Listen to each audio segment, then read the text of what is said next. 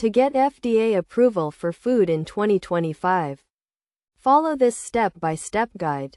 First, understand the FDA's role in ensuring food safety and compliance with regulations.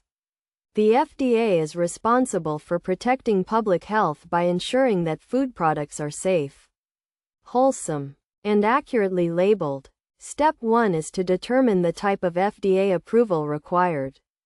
There are several types, including food additives, color additives, and food contact substances. For example, if you are introducing a new food additive, you will need to submit a food additive petition to the FDA.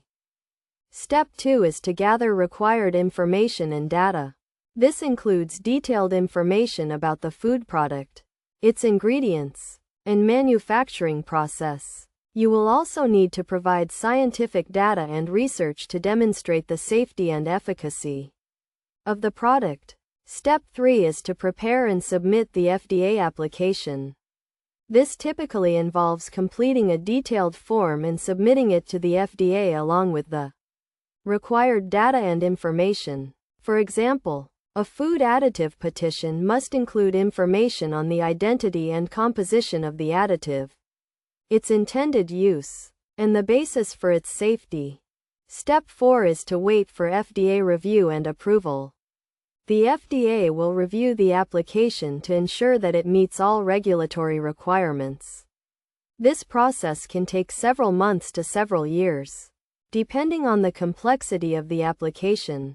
Best practices to keep in mind include ensuring that all information and data submitted are accurate and complete, and that the application is well organized and easy to follow.